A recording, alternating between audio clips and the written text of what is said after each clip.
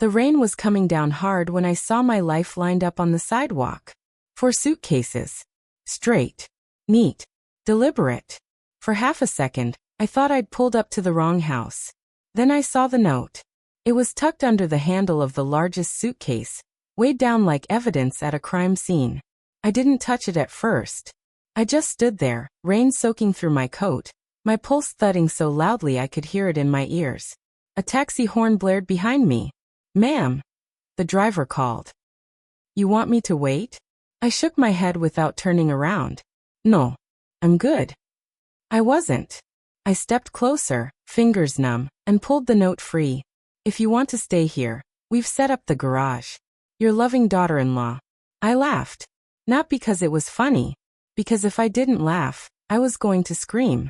The sound came out sharp and strange, like it belonged to someone else. A woman unraveling on a wet sidewalk while her neighbor's curtains twitched just enough to watch without being obvious. I stood there staring at those words while the rain soaked the paper until the ink began to bleed. Garage. They'd reduced 30+ years of my life to a storage space with a door that barely locked. Before the taxi had even driven away, I pulled out my phone and made the call. Not to my son. Not to her. To the bank. Because instinct told me something important. Something dangerous was about to surface. "Can you confirm the mortgage payment on the house?" I asked, my voice calm in that eerie way it gets before everything breaks. A pause. Keyboard clicks. "Yes, Ms. Hart," the representative said. "Your automatic payment cleared successfully last week." I closed my eyes. There it was. I was still paying. Still paying for the roof I was now standing outside of like an unwanted delivery. I thanked her, ended the call, and slipped the phone back into my pocket as the sky opened up completely. Rain poured down my hair, my face, my coat. It felt appropriate. There I was, nearing the end of my 6th decade on this planet, standing in the rain, homeless, financing my own eviction. That's when something inside me shifted. Not sadness. Not yet. Something colder. I'd only been gone a short while. A visit to my sister out west. A simple trip. A chance to breathe. I'd left my house with groceries in the fridge, my favorite chair by the window, my slippers still by the bed. I came back to suitcases and a note written in that sharp, rushed handwriting I knew all too well. Letters that always leaned forward like they were trying to get away with something. I carried my bags into the garage because what else was I supposed to do? The door was unlocked. Of course it was. They hadn't even bothered to pretend I still belonged inside. Inside the garage, they'd made an effort. I'll give them that. A narrow mattress on the concrete floor. A flimsy lamp. A portable rack with my clothes hanging like afterthoughts. Cardboard boxes stacked along the wall. Labeled, "Mom's stuff." I sat down on the mattress and stared at those words until my chest felt tight. Through the small, grimy window, I could see the house. The real house. The one I'd helped build from bare land. The one where I'd raised my son, buried my husband, and apparently overstayed my welcome.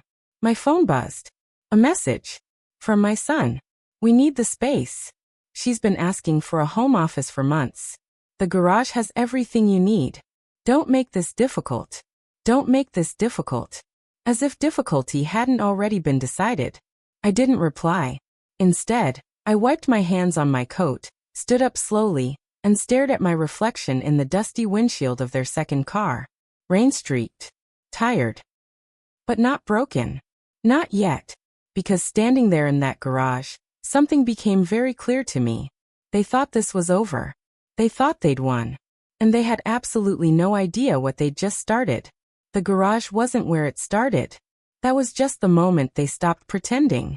I sat on that thin mattress listening to the rain drum against the metal door, replaying the last few years like a crime scene I'd walked through too slowly. Every moment I'd dismissed. Every silence I'd filled to keep the peace. Every time I told myself, they mean well. They didn't. They were patient. Strategic. And I had been incredibly convenient. The control crept in after my husband died. Not all at once. Nothing dramatic. No slammed doors or raised voices. Just small adjustments that felt reasonable at the time. A couch moved to improve flow. A cabinet reorganized to make cooking easier. My favorite chair relocated because it blocks the light. Funny thing about erosion, you don't notice the land disappearing until the house starts to tilt. I remembered the day I signed the house over. I'd sat at the dining table with papers spread out neatly in front of me, my son across from me, his wife beside him, hand resting possessively on the pen. They told me it was practical, smart, easier for everyone. You'll always live here, he'd said, smiling in that reassuring way he learned somewhere along the line. I believed him. What I didn't say out loud, what I barely admitted to myself, was that I was afraid. Afraid of being alone. Afraid of becoming irrelevant. Afraid that if I didn't make myself useful, I'd disappear. So I kept paying the mortgage. Quietly. Automatically. Month after month. No one asked me to. That part would matter later. I told myself I was helping. That families do this. That love meant sacrifice. What it really meant was leverage. And they were happy to let me hand it over. By the time my things started migrating into boxes, it felt almost logical. First the basement. Then storage bins. Then temporary solutions. They said my husband's belongings were heavy. That his things were holding the house back. That memories didn't need physical space. When I protested, I was emotional. When I hesitated, I was difficult. And when I complied, they took another step. The garage was simply the final move. I wiped my face, stood up, and called the one person who had never once tried to shrink me. I need somewhere to stay, I said when she answered. There was a pause. Then, without questions, without pity, she said, I'm on my way. Her guest room wasn't fancy, but it had a door, and light, and something even more important, respect. I slept for almost an entire day. When I woke up, the fog in my head began to lift. Pain settled in its place. Then anger. Then something sharper. Clarity. We sat at her kitchen table with coffee growing cold between us while I told her everything. Not the polite version. The real one. The parts I'd been too embarrassed to admit out loud. She listened without interrupting. When I finished, she leaned back and said something that changed everything. They're planning to sell. The words landed like a dropped plate. What? They've been talking about it. New place. Bigger. Cleaner. Somewhere they can start fresh. Start fresh. With my money. In my house. On my back. I felt dizzy. Not shocked. No, shock had passed, but furious in a quiet, terrifying way. They moved me into the garage, I said slowly. Because they're preparing the house. She nodded. Exactly.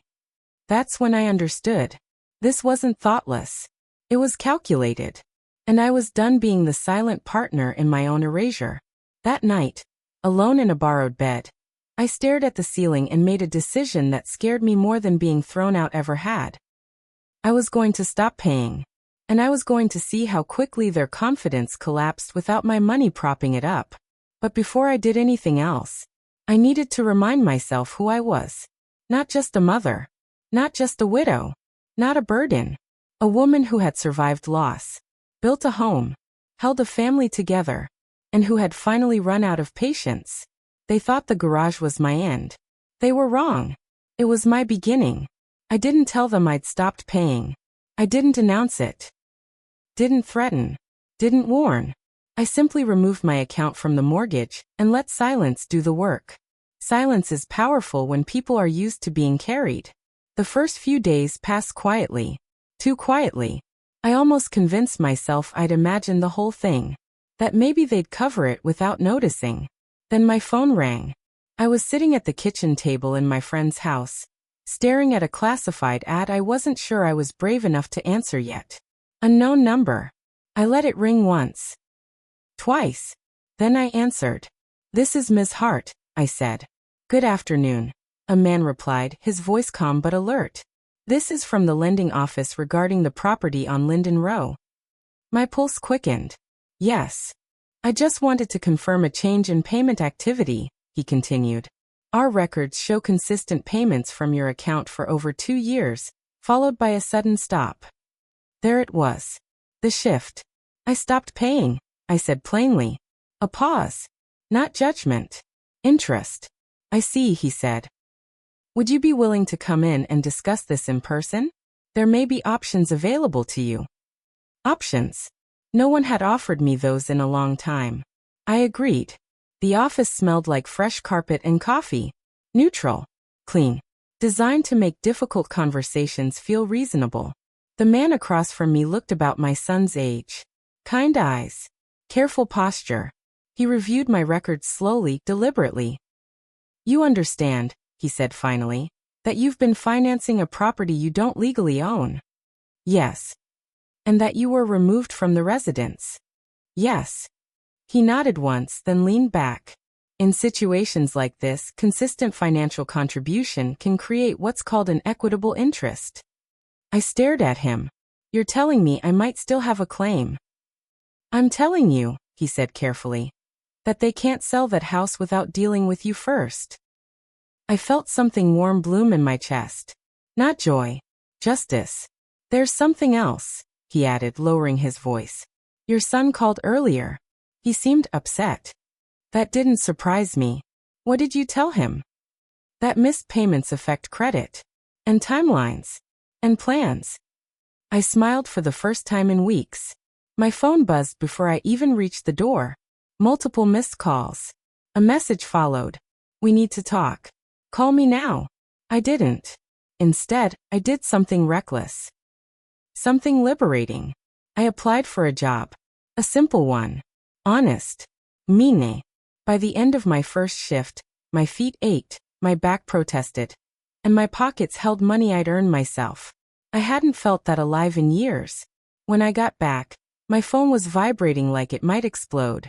I listened to one voicemail. Panic. Confusion. Fear. I deleted the rest. For once, he could wait. A few days later, he showed up. Not at my friend's house. At my work. Standing there awkwardly, expensive shoes on cheap tile, looking lost. Can we talk? He asked. I wiped my hands on my apron. Not about the house, I said. He swallowed. We're in trouble. I let him talk. He always did better when he thought he had control. He told me about credit scores. About deadlines. About dreams unraveling. Then he asked. Not for forgiveness. For money. To lift the claim. Just temporarily, he said. We'll take care of you. There it was. The same offer. Repackaged. I leaned in close enough for him to hear me clearly. I want my home back. He laughed. Nervously. That's not possible. I smiled. It is if I'm the only one who can stop the sale. The realization hit him slowly. And when it did, his face changed. Fear looks different when it finally belongs to someone else. That night, I didn't sleep. I wondered if I'd gone too far. If I was becoming cruel. Then I remembered my suitcases on the sidewalk. The garage. The note. And the doubt disappeared. This wasn't revenge. It was reclamation. And the next meeting would decide everything. I arrived early. Not because I was nervous. Though I was, but because I wanted them to walk into a room where I was already seated, already steady, already in control. The office was small. Clean. Professional. The kind of place where people expect rules to protect them. They don't. People do. When my son and his wife walked in, they looked like they were attending an interview they fully expected to pass. Confident posture. Coordinated outfits. Her smile tight with triumph, his face drawn with worry he thought he was hiding. They didn't sit right away. I did. The lawyer slid a document across the desk. This, he said calmly, is her proposal. My son picked it up. He read the first line. Then the second. Then his hands began to shake. What is this? He snapped. It's my condition, I said. For lifting the claim. She grabbed the papers from him, scanning faster, sharper. You want us to sell you the house, she said incredulously. For the remaining balance? Yes. She laughed. Hard. Sharp. That house is worth far more than that. So is my life, I replied. And I've already paid most of it. Silence. Heavy. Suffocating. You can't do this, my son said.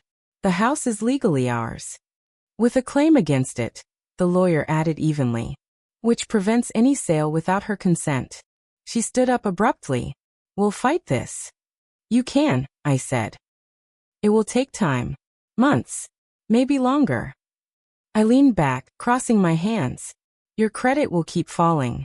Your new place will disappear. And you'll still owe money on a house you can't sell. The truth settled like dust after an explosion. I watched it dawn on them. How far they'd overreached. How much they'd counted on my silence. You planned this, my son whispered. No, I said softly. You did. I just stopped helping. They stepped outside to argue. Through the glass, I watched them unravel. When they came back, they didn't look victorious. They looked cornered. We accept, my son said, voice tight. But don't expect this to fix our relationship. I met his eyes. You broke that long before today. The first night back in my house, I walked from room to room barefoot, touching walls, door frames, memories. It felt strange, familiar but altered, like returning to yourself after being away too long. They'd painted over warmth with gray, replaced history with trends. But the bones of the house still remembered me. So did I. Weeks passed. Paperwork. Transfers. Quiet tension. Then one afternoon my son showed up again. Different this time. Smaller. We didn't get the new place, he said. I nodded. I already knew. He told me about the apartment. About starting over. Then came the pause. She's pregnant again, he said. I felt it. The pull. The old ache. She asks about you, he added. I studied him. He still didn't understand. I didn't choose a house over my family, I said quietly. I chose not to disappear. He didn't argue. He didn't apologize either. But he left the door cracked open. And sometimes, that's all you get. The house sounds different when it belongs to you again. Not louder. Not quieter. Honest. At night, I could hear the soft creak in the hallway floor. The one my husband never managed to fix no matter how many weekends he promised he would. I used to curse that sound. Now it felt like a greeting. I slept better than I had in years. Not because everything was healed. It wasn't. But because I no longer felt like a guest in my own life. In the mornings I worked. Not because I had to prove anything, but because I wanted to. My job gave me independence, structure, and something I'd forgotten I was allowed to have. Purpose that belonged only to me. In the afternoons, I reclaimed the house piece by piece. I put color back where it had been stripped away, hung photographs that told the truth. Restored my husband's things not as relics, but as evidence that love had lived here, and still did. One evening, my friend brought soup and wine like she always did, and we sat in the kitchen laughing about the absurdity of brushed metal handles and open concepts. Funny thing, she said, raising her glass. They thought they were downsizing you. I smiled. Turns out they just woke me up. My son came by occasionally. Never unannounced anymore. He stood straighter. Spoke slower. Less sure of himself. He still didn't apologize, not fully, but something had shifted. Power changes relationships. Respect follows or distance does. Either way, I was done begging for either. When he told me his daughter asked about me, I said she was welcome anytime. That was the boundary. Clean. Calm. Unmovable. One afternoon, I found the note. The one from the suitcase. I'd tucked it into a drawer and forgotten about it. I read it again. If you want to stay here. I folded it once. Then twice. Then threw it away. I didn't need reminders anymore. The house didn't belong to me because of paperwork. It belonged to me because I had fought for myself when no one else would. Because I stopped shrinking. Because I chose dignity over convenience. That night, I sat on the porch as the sun dipped low. The sky washed in gold and quiet promise. I thought of the woman I'd been on that sidewalk, soaked, stunned, silent. She had no idea what she was capable of. Neither did they. I raised my glass to the house, to the life inside it, to the woman who had finally learned that being kind doesn't mean being disposable. I was home. Not just in this place, but in myself. And this time no one was taking that away. Please click the subscribe button, like, share and comment. This will encourage me to make more interesting stories. Also, let's know where you are watching from. Thank you and see you in the next story.